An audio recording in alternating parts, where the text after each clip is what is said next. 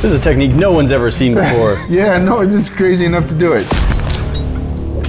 Guys, I'm here with Guga. Guga, thanks for being here. Oh, thanks for having me, brother. I appreciate you. Now, if you don't know Guga, he is one of YouTube's eminent chefs, especially when it comes to the meat department. What's your specialty? I cook one or twice steaks. Well, I had a thought that involved steak, and so I wanted you on it. Now, you guys may remember a little bit ago, I showed you, what were you calling it, a contraption? Apparatus. Apparatus. I had an apparatus I had built used for frying food in a new way, in a vacuum, which is unheard of. Well, almost. There's very few use cases, especially in this country. Unheard of. I'll just keep it like that. Well, I had shown that to him and he thought it was cool, so he happened to be out here and we are teaming up to try out my apparatus on a few new foods. And if you saw the original video, I have made some improvements to the machine. This isn't just the same machine you've already seen. This is a rebuilt Vacuum Fryer 2.0. Now, Guga, you of course are the steak expert, so we're gonna have you prep these and then we're just gonna let them sit in the salt dry brine, right? Yes, exactly. I cooked one or twice, you know what I mean? Once or twice? Yeah, just once or twice. Pretty good. Now let it sit in the refrigerator so that it can penetrate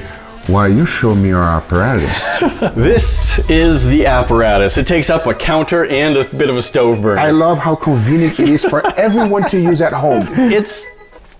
It is very much not a set it and Can we say forget this is a proof of concept? Yes, okay. I like that. This is version 2. Okay. If we were gonna have this be something commercially available, I think we'd need to get to version like 30. Version 2 is definitely an improvement over version 1. We're no longer using a pressure cooker. We just have a nice thick steel-walled pot and we have a silicone. Holy moly. Yeah. This is like a 3/8 inch thick aluminum plate as the lid. Also known as a deadly weapon.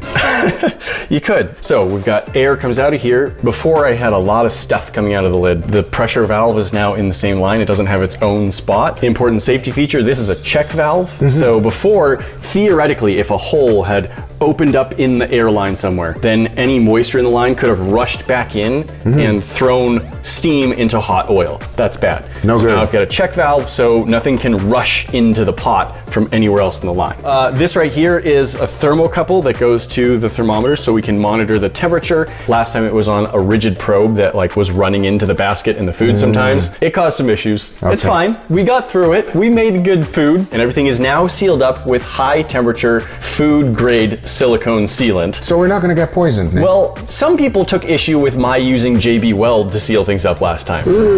They were right. It did not affect the taste. None of it actually got into the food. That's because it was still just not a good idea. That's what you think. So we move on from the cooking vessel over to the cooling coil. This is the same cooling coil, slightly different container, no longer made of glass. Then goes over to the condensing chamber. So over here, it can collect anything that, I guess is the condensing cool. This is just a collection point. So steam can turn into water, water can collect in this cup. Again, no longer glass. And then I also put a moisture condenser in the line right before it goes to the vacuum pump itself. We have upped the safety, we've upped the usability, and there is one more very important feature that a lot of other people and myself all wanted to see. Last time I had this fry basket, that's the lid. I had this fry basket and I would just put the food in and then I would just put that into the oil before closing it up and pulling a vacuum. There's some problems with that. One, it starts cooking too soon, and two, it's then sitting in the oil when you let the pressure back in. We got great results, but I think we would have better results if we are able to put the food in and take the food out when we want to, regardless of the vacuum. So inside the pot with this nice frame that holds my fry basket is a steel ring. The stainless steel walls of this pot are not magnetic, but this mild steel ring is. So it fits just perfectly into the pot. And then I have these handles, which have two very large, strong magnets each, and those fit nicely onto the outside of the pot. Now I can lift up from the outside and my fry basket gets lifted to the top. Genius.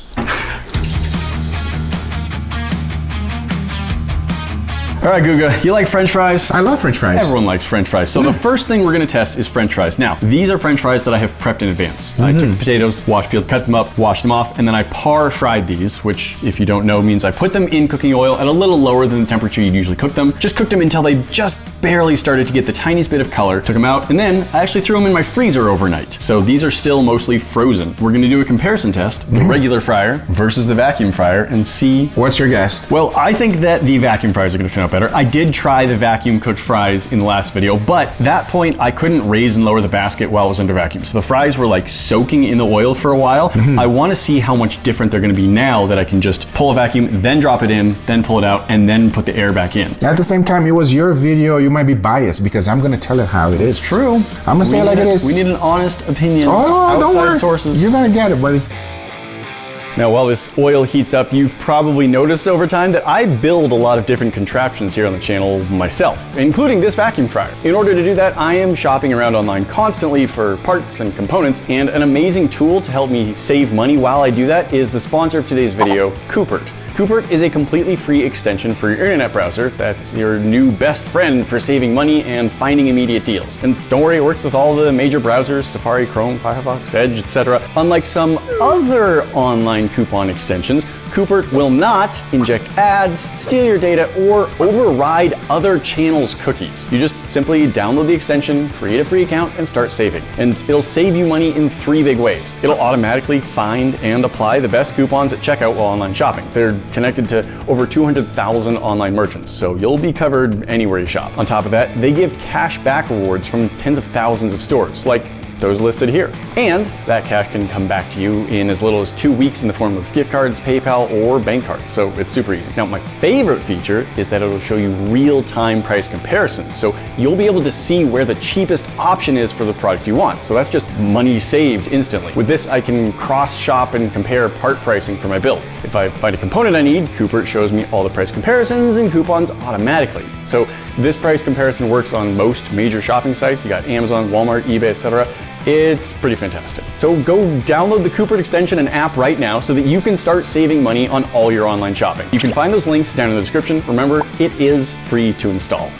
The oil is hot, both for our vacuum fryer and the regular fryer, so it's time to prep the baskets with our fries. First step is going to be raising this up out, and we'll put fries in both baskets. We'll get them both prepped and lower them in at the same time. There we go. Perfect. So now, let's try pulling our vacuum. There we go, you can see the vacuum is growing. We are getting low pressure inside our pot. I am going to lower this in while you lower that in. Fair enough. Sounds good? In he goes. 1, 2, 3. Ooh, I heard it. Yep. Something's definitely happening. Yep, and when I put it in, the pressure went back up just a little bit because it makes steam and that fills it, but then all the steam gets sucked out through our cooling system. I gotta say, it's pretty cool. I hope so. So we'll watch those fries, and when those fries are ready, I'll lift those one up out. Okay, we're getting somewhere. I mean, I was slightly scared, but now it seems reasonable.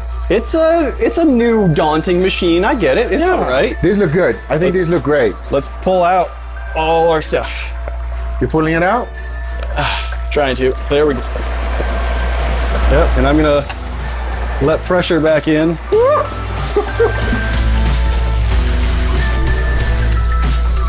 I'm excited to see what it's gonna look like. Okay, we have our basket of fries. They look golden, about the same color. Ooh. Visually, Nate, there's not much difference. Pretty similar. Which is which? I lost track. You this grabbed one the is one mine. That's the normal fry. That's the pressure. All right, regular fry. Regular fry. I just want to first look at it. Let's look at some texture. It's got, it's a little bouncy. I'm not the greatest fry chef in the world. I tried to follow a recipe, see what we get. I tried the par frying. Did I do it right? I don't know. But let's see how these are. You know what they remind me of? A restaurant I went to, that wasn't the greatest. All right, let's see what our vacuum fries look like. Now, I want to say it's a sturdier fry. It has less bend to it. So if we compare the two, regular vacuum. Let's give this a try. Yeah, cheers. Oh, It's got crispier to it. a lot crispier. And the inside is like mashed potato. It's a very good inside texture. And it's not oily. You know what I thought was gonna happen? A bunch of oil was gonna soak inside and stay oily. That didn't happen at all. It's much crispier, mashed potato consistency inside. Did you hear that, Mike? That's a way crispier. Wow. Now I'm excited to see what else is gonna happen here. Yeah. You and that guy should tell you not to worry about. Guga, have you ever made donuts? No, never. This is actually like a fried scone dough, and we're just gonna be trying to make something similar to donuts. I don't even have good glaze, but I wanted to try fried dough because I did try it last time, and I got sort of a mixed result. But we're gonna start off by frying all of them in the regular fryer just for a minute, then we'll take it out, and then we'll separate them, finish off in the regular fryer, and finish off in the vacuum fryer. And I'm doing that because when I bought this dough at the store, that is what the people at the bakery recommended I do. Hey, they bake, we don't. Who am I to argue with the professionals? Savory, not sweet. Oh my God, that actually looks pretty decent. It does. Look at that. We're gonna let them cool down just a minute, and then we're going to put 2 of them back in the regular fryer, 2 of them in the vacuum fryer. Put those in that one, put these 2. So Guga, the question is how long we want to cook these, because these I have to flip. Yeah. But this is going to be fully submerged. I think we should do the same with this one here so that it's equally put the the same. other basket on top. Voila. Okay, I like that thought. Oh, wait a minute. Why don't we just use this? All right. I'm ready, baby. Let's go. And 3, 1. 2, 1. Inside you go. Ooh, this is a little bit tougher than I expected. I got it. Nice. It's not gonna be perfect, but I got it. That is totally fine. It's getting golden brown, Nate. Close. Oh, Nate. About Nate, ready. that's it. That's it. That's it. That's it. That's it. You don't have time to stop. Nate, get it out. It's gonna burn. Nate, get it So out. helpful, thank you. Nate, it's gonna burn. That thing's gonna come out pitch black. It's out, it's out. It's that was slightly stressful. Oh, look at those. Oh my God, they're perfect. Oh wow. That. You put me to shame. Interesting. Huh. Well, Nate, for prettiness, you got it. So you know what I noticed immediately? See how mine has a flat fry surface? You have like little crevices of balls, like when you ferment it, like when you make a pizza and you have all those. The vacuum could be making the air in the dough expand a little bit more, creating those little spots. I like this a lot. I want to try this. This is mine, that's yours. This is not the perfect sugar sprinkler, but I'm noticing your technique is very unique. it's rough. All right, so you got that one, I've got this one. It feels like a donut. Yeah. It's got something of a shell on the outside. Cheers. I mean, it's not fried bad. dough and sugar. Yeah. It's not bad at all. Hard to go wrong. It has a texture of the donut, and it's like chewy, I guess. And that's not bad. Yeah, I like it. Yeah, me too. Ready for this? How do you think that this one's gonna have turned out? I can already tell. Okay, There's yeah. a crust. That is a different texture. All right, I gotta Look try at it. the little pimples. It has little pimples, everybody. That didn't sound appetizing. It doesn't. All right, Okay. all right. Here we go. Cheers. That's very different. It is. Now, I don't know if you want that on a donut all the time. I want that on a donut, but I want condensed milk. I don't want powdered sugar. Okay. I want condensed milk. This is, it is absolutely like a much thicker, crispier It's like a cave in there, everybody. We got a cave going on. regular fryer, vacuum fryer. And you can see that this one is like very squishy. It has like a nice thin crust on the outside. This one, it's a stronger, thicker, heavier crust. Which one would I rather eat? I think that one. That crunchy one. I love the crispiness. I like both. I think that donuts maybe is not the right place for this, but there is some kind of rye bread where you want more of a crust on the outside. We've done fries and bread dough. They were good. You're not a fries and bread dough guy, though. No. You're a meat guy. Yes, correct. Let's move to meat. Now, I know chicken's not your favorite. Nah, but chicken wing, everybody likes Wings, chicken you wings. like wings. Yes. Wings are great. So, we're gonna do fried chicken wings. And same as last time, I'm actually gonna do no prep for them. It's just gonna be the wings as they are, untouched. And we're just gonna fry them, see how that goes. Fair enough. I'm very excited because one of the crispiest wing I've ever done in my life is where I wrapped it in rice paper. I remember seeing that. So that was crackly. Yeah. And based on those donuts, I'm excited to see We what's might gonna get happen. something like that. Let's go.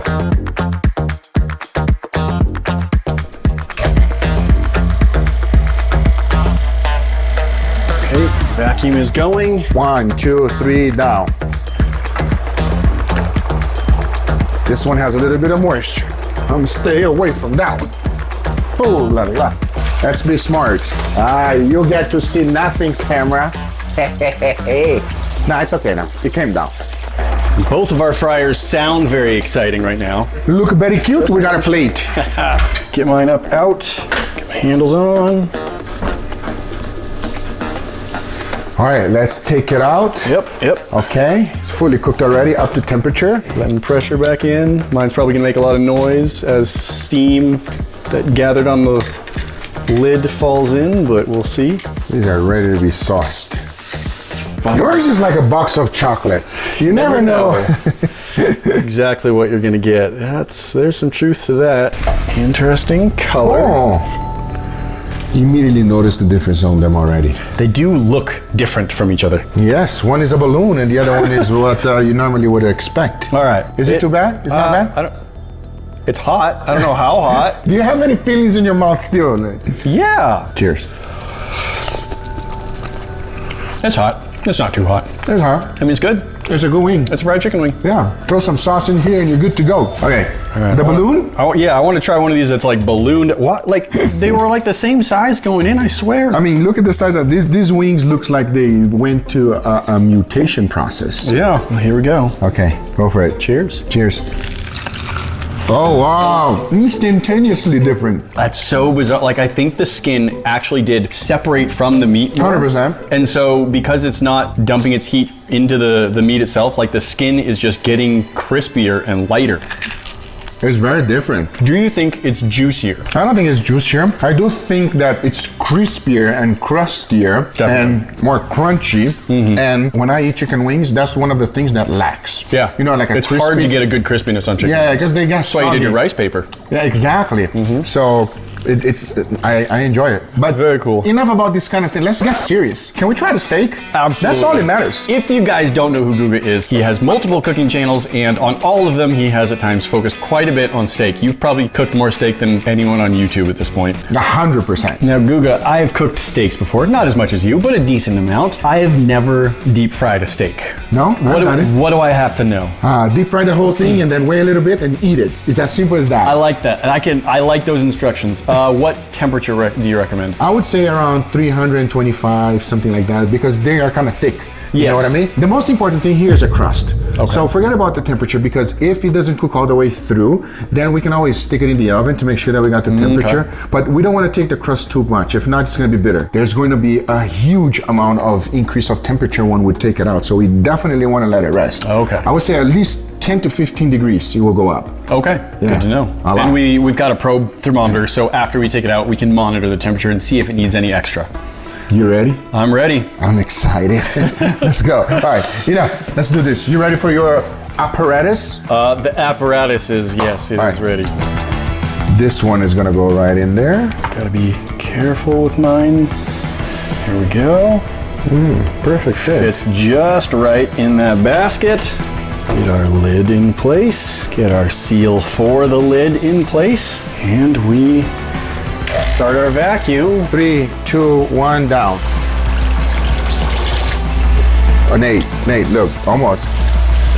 Okay, that's looking pretty good. Yeah. A lot of steam in mine. You can hear it dripping constantly. Yeah. Oh, that's pretty good looking crust. It's looking really nice. My thing's freaking out. You better be running because the thing's about to blow up. I don't know what's making that. It's something with the gauge itself. It wouldn't blow up, would it? Would it blow up? No, right? And my steak is done. Ooh, look at that golden brown crust. That's the wonderful thing about, deep frying a steak. The crust is phenomenal, everybody. Mine is pretty easy to take it out. How's yours, Nate? Oh, your crust looks better than mine. That is interesting. Like, that looks dry in parts of it. It's also not squishy. Oh, is it crusty? Oh, it's very crusty. Maybe we shouldn't let yours rest and cut it right now. We should cut it right now. Go for the middle here? Yep. Oh boy. Oh, it's crusty. It's very crusty. Oh. Yeah, there we go. There we go. Oh. Hey. Goodness, look at... Hey, good vibe. Holy moly. That's like a 1/16 of an inch just solid crust on that. We might have more crust than needed. Yeah. What? Yo, steak shouldn't sound like that. That is a very cooked crust. The crust is hard to cut through, and then it gets to the middle, and it's just like, oh, there it goes. But like the outside is just like, it's kind of grinding. Yeah. But you get through, and then it's just. Okay, we need to try this right away. I'm very excited. I mean, it doesn't get better than that. I mean, just take a look at the outer crust. When I see that, I get excited, everybody, because this is a technique I've never seen before. This is insane, Nate. This is a technique no one's ever seen before. No one's crazy enough to do it. Give me some credit. Yeah, no, this is crazy enough to do it. All right, let's see the difference. Pretty rare. Wow, it's right actually in the very middle. It's wow, even though it's cooked for the same amount of time, same temperature. Yeah. That's also like this seems more uniform. Yes. That's strange.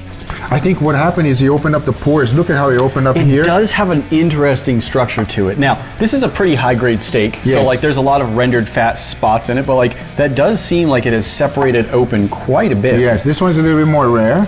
Check out the differences. Not as uniformed, but it's still, you know, it's okay. Okay, so this is the control here, right? Control on this side, vacuum on this side. I think let's just do it. All right. All right. Let's go for it. Cheers, brother. Cheers. That was pretty good. Okay. I gotta say, after this crust, I think this might have too much crust. You think so? I think it's gonna be like crunchy, which is not what you're going for with a steak, but This is very good. This is phenomenal. If you've never deep fried a steak, do it. You're gonna have an incredible experience. I'm excited for this. It's crunchy. if the crust is your favorite part of a steak, Yes. I bet this is gonna be this. Well, I don't know yet. Cheers. First ever vacuum fried steak. That is really good. That's a 20 out of 10. It does have a crust. It does have more, but it's not. I was afraid it was going to be crunchy, like hard to get through. It's crispy. It has a crispy crust, and it's This- very juicy and tender. This is what broiled steak houses try to do, but they screw it up because they put too much char. The crispiness of this is next level, everybody. Dang. Wow. I actually thought like we had ruined this. Me too, I'm not gonna lie. No, I thought it was gonna be like, oh, well, that would, if you did it for like less time, maybe it'd be good. No, this is awesome. Wow. I mean, obviously for a home cook, it would be impossible to do, but man, this is an experience, everybody. This is phenomenal. It is a fancy, weird thing, but it actually gives a really good result. This is a thin part. It was a little overcooked. It's Yeah. still good though. Oh man, But the crispiness, there's like, a steak shouldn't sound like that, you know what I mean? Oh, maybe it should. We've been doing it wrong all this time. Maybe. All right. Oh, well. I am super happy how this turned out. Thank you so much for your help Thanks cooking for these having steaks. me. This has been a ton of fun. If there's anything else you guys want to see us deep fry in the vacuum fryer, maybe we'll have a video 3 with it after I figure out how to streamline it even more. Make sure you check out all of Guga's channels where he does his own crazy food experiments, all of which are a ton of fun. Thanks, guys. Dang, this is that turned out- delicious. I mean, I want to say give it a try, but how are they going to do it? They're just gonna have to trust us. It's amazing. Thank you to my amazing Patreon supporters, and a special thank you shout out to my top patrons and to those who have joined since the last video. We've recently increased the amount of stuff that we've been posting on Patreon. Behind the scenes, extended cuts, and Patreon exclusive content. So if you don't want to miss out on anything, join my awesome supporters now using the link in the description.